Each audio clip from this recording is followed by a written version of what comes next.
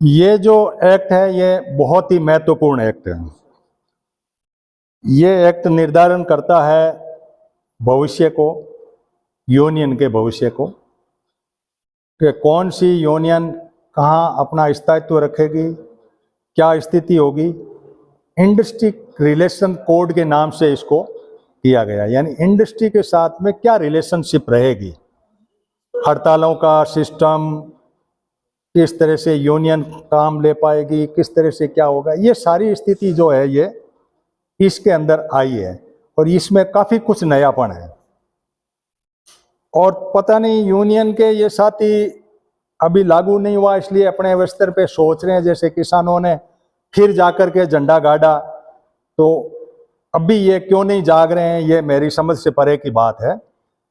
लेकिन मैं ये सोचता हूँ कि जो इसमें लिया हुआ है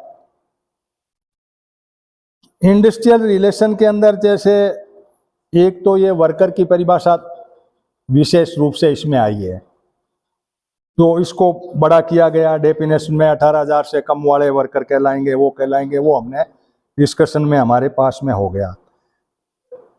फिर इंडस्ट्री के अंदर बहुत बड़ी बात कह दी इन्होंने कि इंडस्ट्री की परिभाषा में क्या होगा, यानी जो चैरिटेबल इंडस्ट्री है वो इससे अलग होगी। यानी चैरिटी के तहत आप इंडस्ट्री चलाना चाहो ना, तो ये लेबर के कानून वानून से कोई लेना देना ही है उनको। आप चैरिटेबल ट्रस्ट बना लो और इंडस्ट्री चलाते रहो, ये बहुत बड़ी बात है।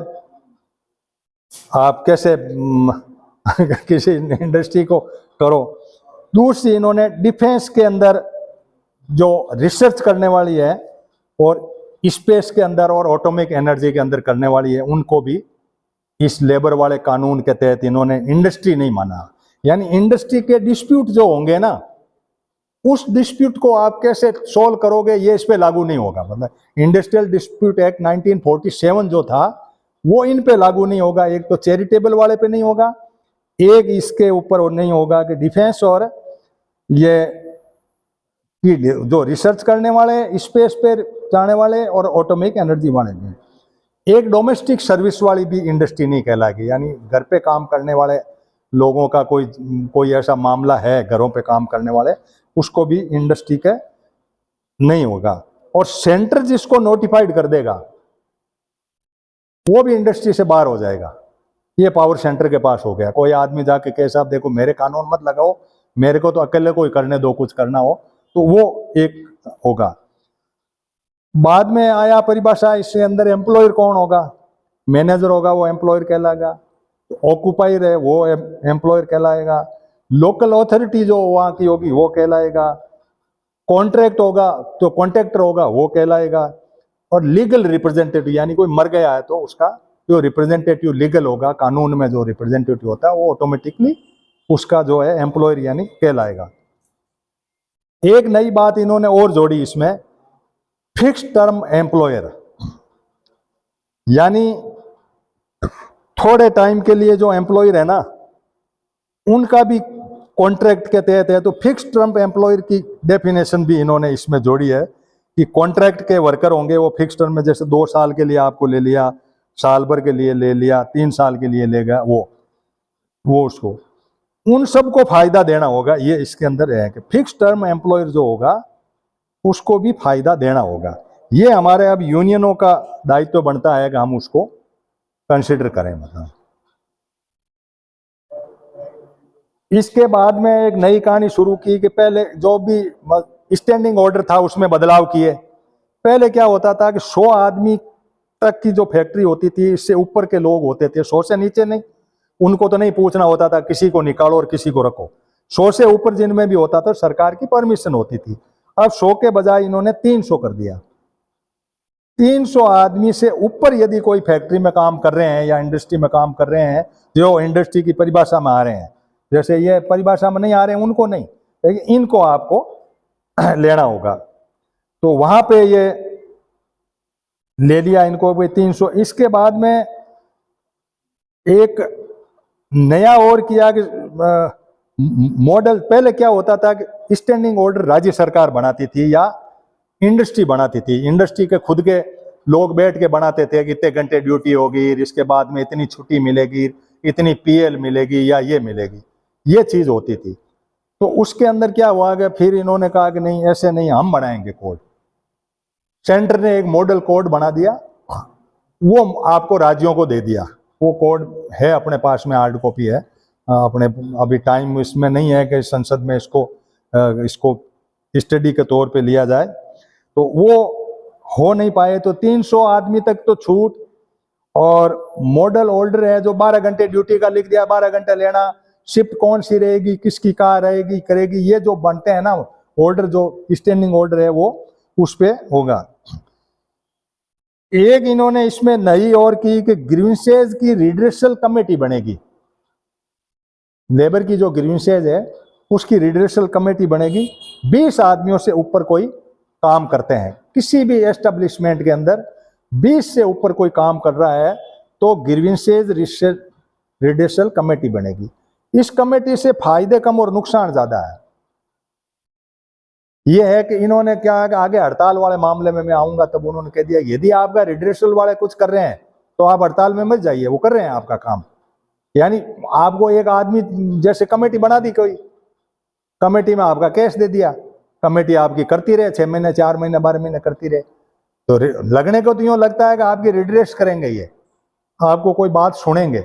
लेकिन रिड्रेसल कमेटी जो है ग्रीवेंसेज की रिड्रेसल कमेटी है, 20 वर्कर के ऊपर है, जिसमें आधी महिलाएं होगी और आधे आदमी होंगे। महिलाएं नहीं है तो बात अलग है, लेकिन 50-50 होंगे, महिलाओं को इनको देंगे। 10 है तो 5 उसके अंदर वोमेन भी होगी। एक होगी ग्रीवेंसेज सेटलमेंट कमेटी। यदि 50 आदमी किसी कमेटी में काम कर रहे हो मान लो, तो वहां सेटलमेंट कमेटी एक और बनाएंगे ये। यानी वहां पे बहुत सारे कमेटियां, एडवाइजरी कमेटियां बना दी, या ये कमेटियां बना दी, कमेटियों का निर्माण है इसमें पूरों का पूरा। और उन सारी कमेटियों की चाबियां जो है वो कंप्लीट की कंप्लीट है, वो चाबियां सेंटर के पास में है, मॉडल ऑर्डर ले करके। यानी ये ग्रीवेंसेज सेटलमेंट अथॉरिटी कमेटी, ये अथॉरिटी होगी। 50 वर्कर से कम हो तो उसके अंदर जो होगा वो 50 से कम वाली फैक्ट्री में होगी, 50 से ऊपर वाली में होगी वो ग्रीवेंसेज रिड्रेसल होगी, 50 से कम है तो उसमें सेटलमेंट वाली ये होगी। एक इंडस्ट्रियल ट्रिब्यूनल बनेगा। ट्रिब्यूनल में इन्होंने ये कहा कि भाई बहुत सारे ट्रिब्यूनल होते हैं, किसी का किसी में चल रहा है, किसी का किसी में चल रहा है, तो इसको इन्होंने कहा कि एक को देने का प्रावधान कर देते हैं इसमें कि भाई एक के पास चले जाओ आप, दूसरों के अंदर नहीं। पहले क्या होता था कि ट्रिब्यूनल के अंदर जुडिशियल मेंबर होता था, अब इन्होंने 2 कर दिए। ट्रिब्यूनल बनता था, एक जुडिशियल के अंडर में बात होती थी, उसको वो फैसला देता था, अपना अवार्ड घोषित हो जाता था, लेबर को जो भी मिलते थे वो ग्रीवेंसेज वो रिड्रेस हो जाती थी। अब इन्होंने 2 कर दिए, एक जुडिशियल का होगा, एक हमारा होगा, एक एडमिनिस्ट्रेटिव होगा जो सेंटर से आएगा, हम लगाएंगे। यानी उसको जुडिशियल भी उनका ही लगाया हुआ है और एक इनका लगाया हुआ है। अब इनको आप समझोगे ना तब लगेगा कि ये मामला बहुत टिपिकल चला गया। अब आप हड़ताल पे आ जाओ साहब। हड़ताल के मामले में इन्होंने क्या है, हड़ताल और लॉकआउट के मामले में 60 दिन का नोटिस देना है आपको। 14 दिन के पहले कोई हड़ताल कर नहीं पाएगा। और हड़ताल के मामले में यह कह दिया कि यदि आपकी कहीं पेंडेंसी है किसी रिड्रेसल में, ग्रीवेंसेज में, किसी कमेटी में, तो आप नहीं जाओगे हड़ताल पे। भाई वो सुन रहे हैं ना, आप काहे हड़ताल कर रहे हो, उसमें आपको नहीं जाना। अवार्ड का मामला है तो भी नहीं जा सकते आप हड़ताल में। सेटलमेंट के मामले में गया हुआ है, आपका कोई सेटलमेंट का केस चल रहा है तो भी आप हड़ताल नहीं कर पाओगे। एक आर्बिट्रेशन में कोई केस चल रहा है वो भी नहीं पा जाओगे, और कोई कंक्लूजन में चल रहा है तो वहां भी नहीं कर पाओगे। तो मुद्दा यहां ले जाकर के इन्होंने कर दिया कि भाई हड़ताल और ले ऑफ जो है वो इस तरीके से होगा कि कहीं ना कहीं आपको कमेटी बना दी, उसमें आपको एंगेज कर दिया, और कमेटी हमने बनाई है, हमारे लोग हैं, आपकी बात सुनेंगे और आपको कब्जे में रखेंगे। ये हड़ताल करने के अंदर बैन हो गया। अब दूसरा इन्होंने जो हड़ताल के मामले में मोटी जो बात की है कि नेगोशिएशन कौन करेगा। बहुत सारी हड़ताल यूनियन है, तो वहां टांग अड़ा ली साहब इन्होंने। नेगोशिएशन करने के अंदर इन्होंने रूल बना दिए कि नेगोशिएशन यदि एक ही है, किसी एस्टेब्लिशमेंट में एक ही है, तब तो ठीक है, तो नेगोशिएशन वो करेगी।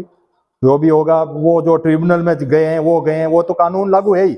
लेकिन यदि एक से ज्यादा यूनियन है तो इन्होंने एक टांग अड़ा ली। एक से ज्यादा है तो 50% से ज्यादा मेंबर यदि हैं उसमें, जैसे किसी में आपको 500 आदमी काम कर रहे हैं, तो किसी यूनियन में 250 आदमी काम कर रहे हैं ना, 250 से ऊपर, तो वो लोग ही नेगोशिएशन कर पाएंगे, आपको घुसने ही नहीं देंगे अंदर। आपकी यूनियन की कोई मान्यता नहीं है वहां। 50% से ज्यादा यदि मेंबर हैं तो होगा। बाकी का ये हो गया कि भाई दूर से जो लोग हैं, यदि मान लो ऐसा भी होता है कि भाई दूर से लोग भी करें, तो 20% से अधिक होंगे तो आपकी बात सुनेंगे। अब ये हो गया कि मैंने जो कई वीडियो सुने, और एक वो कॉमरेड बोल रहा था कि ये चाह रहे हैं कि भारतीय मजदूर संघ में बन जाएं सारे मेंबर, संख्या बढ़ जाए ताकि हम हड़ताल कर सकें, बाकी यूनियन टोटल खत्म हो जाए। ये इसमें जो यूनियन का जो है ना इम्पोर्टेंट नेगोशिएशन करने वाला जो रूल है, यानी नेगोशिएशन कौन करेगा, बात ही नहीं करते। जैसे किसानों की है तो एसकेएम आया साहब, एसकेएम करेगा, तो नहीं माने तो नहीं मानेगा। एसकेएम कौन होता है? हमने बनाई कमेटी। ये जो कमेटियों का गड़बड़ जाला, ये किसानों के साथ ये का ये हुआ कि ये कौन है एसकेएम वाले, हम तो इनको मानते ही नहीं।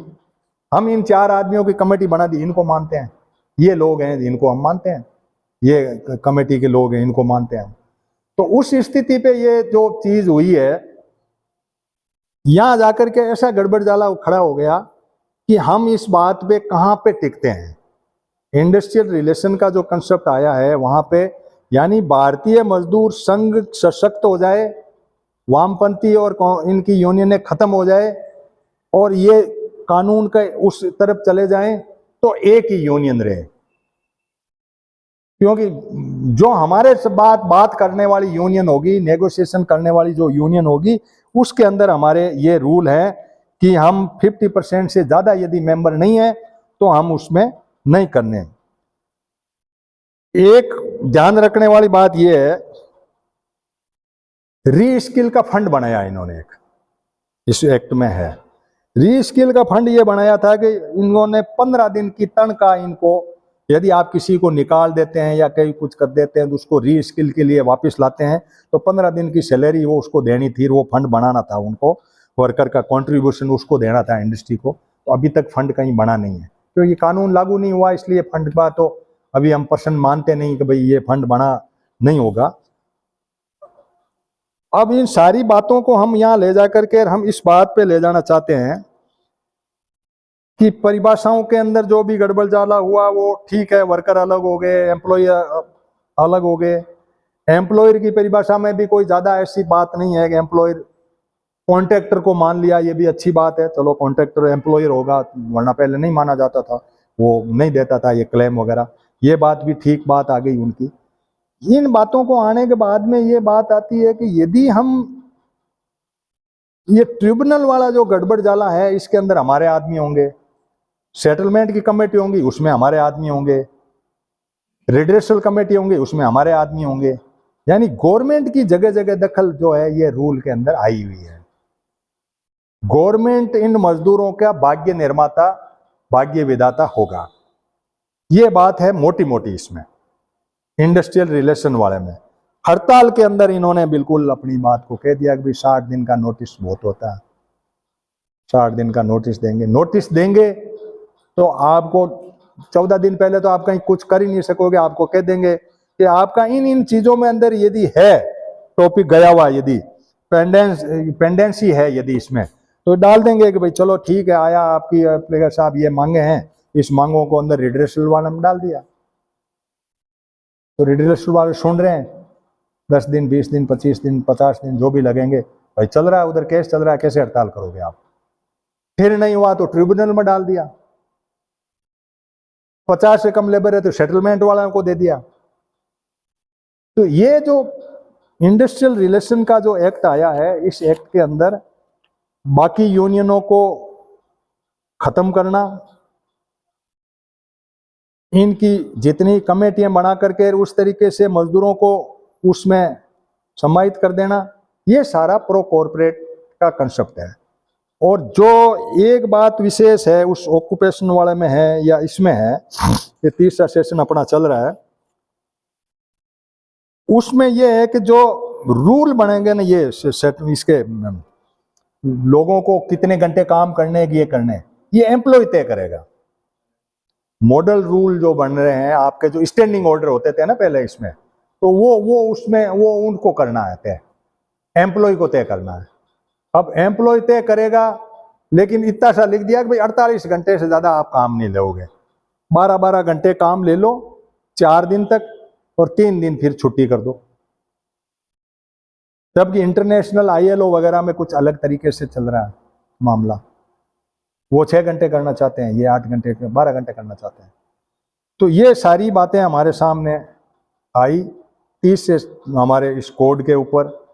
अब इस कोड के ऊपर आप में से जो भी साथी अपनी बात को रखना चाहें कि भाई यूनियन का अभी तक का क्या था, मंडोला साहब को ज़्यादा ज्ञान है इस मामले में, यूनियन के मैटर पे पहले क्या होता था और अब इन्होंने जो किया है वो क्या है, पहले कमेटियां क्या रिड्रेसल होती थी, क्या चेंजेज आए हैं इसमें, अब क्या हुआ है, और सेटलमेंट की 50 से नीचे कमेटियां हैं उसमें क्या है, और कमेटियों का अंदर रूल के अंदर जो बात लिखी हुई है वो इनके ही आदमी है। ट्रिब्यूनल में आदमी एक ही होता था, वो जुडिशरी से होता था, तो इन्होंने इसमें ये डाल दिया। तो ये बात है। मैं इसी सेशन को लाइव तो यहीं बंद कर रहा हूँ, चौथे सेशन पे फिर लाइव आएंगे अपने, उसके बाद में हमारा सेशन, इसके बाद में ऑफ द रिकॉर्ड जो सेशन है उसके अंदर अपनी बात करें, और फिर 10-10 मिनट हम आपको लाइव में वापस ले लेंगे इसमें। तो घनश्याम जी इसमें अपनी बात को रख लें।